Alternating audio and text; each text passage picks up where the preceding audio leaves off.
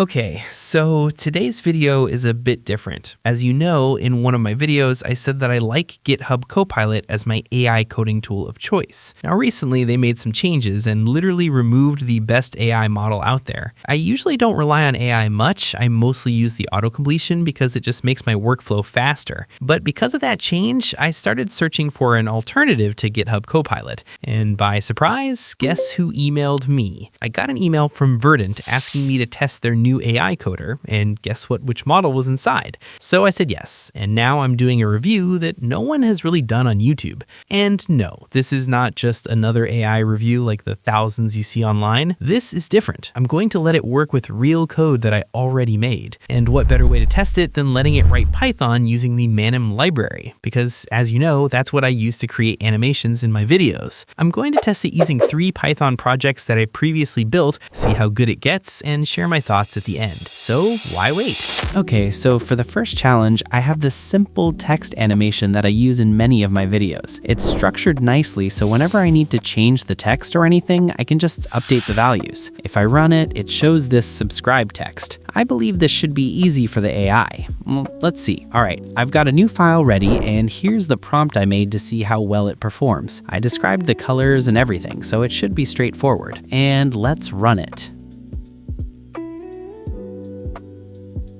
Okay, well, that was fast, and looks like it created a new file and pasted the code there. Yep, it's here. Seems like I need to specify which file it should use next time. Anyway, the code looks small and clean, just how I described it. Let's run it and see what we get. Okay, this is what we got.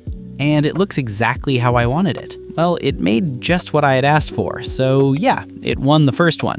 All right, for the next one, we've got a bigger project here. Let me run it first to show what it does. As you saw, it first creates a YouTube logo, then transforms into my channel name, then creates this cat, which is honestly pretty nice.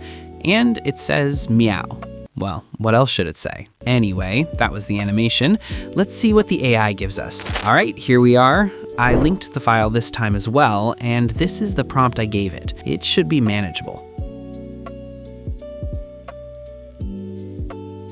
Okay, that was quick again. It really doesn't take much time. Looks like it generated all the colors, and the code isn't even that large. It's organized pretty well, I gotta say. Now let's see what it actually created.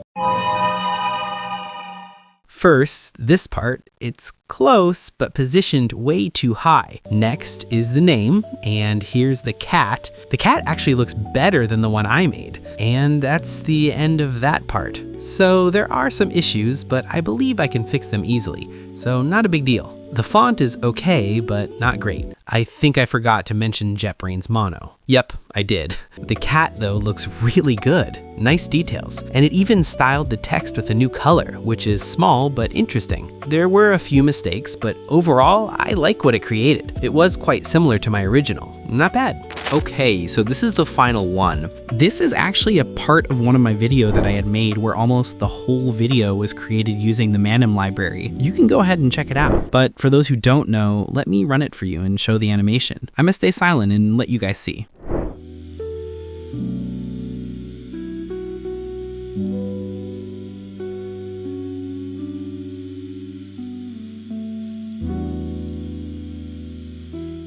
So yeah, that's the animation. Now let's ask the AI to recreate it. All right, the file and prompt are ready. I won't explain much since this is the final test that decides everything. Now we wait. And that was fast. Literally the same speed as before. Looks like it followed the same workflow again, and we got the font right this time. It also organized everything with comments, which is nice. And wait. It used fewer lines of code than mine. That's interesting. All right, let's run it.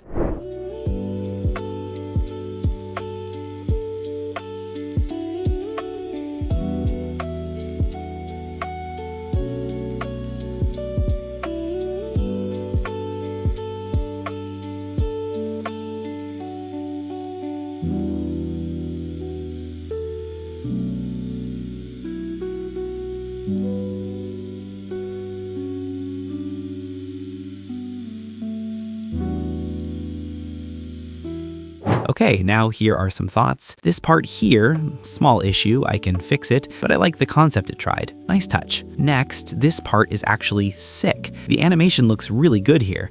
Then this section, I'll probably adjust it later. This part's nice too, but the bottom element kinda breaks it. And here, I like how everything appears one by one and then combines into one big element. I might just tweak the background transparency a bit. Other than those small bugs, the result is really good. In some parts, it actually looks better than mine. And the fact that it did this with a single prompt is honestly crazy. Well, looks like I'd be losing my job soon. Hey, Editor Whitecat here. Apparently these weren't the only features Verdent has. There's something called multi-plan mode, where it runs multiple top AI models together and compares their outputs to give you the best result. I guess that explains why the code was so well made. Another feature is next action. It suggests additions based on the code you're already working on. And then there's Skills Market. This lets you add extra skills to expand what the AI can do. Yes, you can literally make the AI more powerful. How powerful are they planning to make this thing? You can install different skills and try them out, like the Figma integration, which I might actually start using.